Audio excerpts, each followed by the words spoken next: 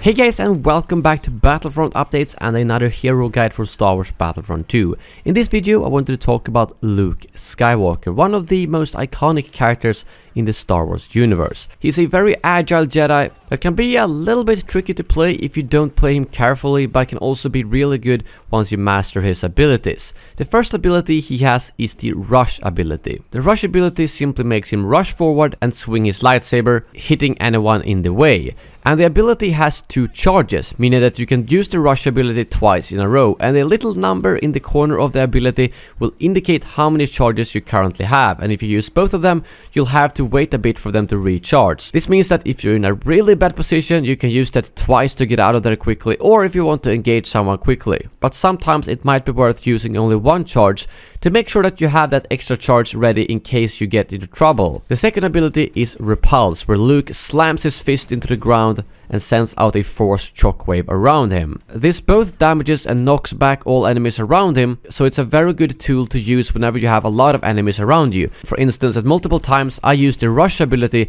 to get into a group of enemies and then use the Repulse to disable them, at which point I could slash them down with my lightsaber. And finally we have the Force Push ability, where Luke simply pushes everyone in front of him with the Force, an ability that sort of explains itself. And there are some star cards that can really improve the range of Luke's Force Push, meaning that if you play something like Heroes vs Villains on a map where you can shoot people off the edge, that can be extremely helpful, as you will be a real pain for the enemy team by shooting them off the map. Luke also has a very good deflection with his lightsaber, meaning that at some points it might be worth slowly walking towards the enemy while you are blocking their shots, and if they keep shooting they might actually die from their own bolts.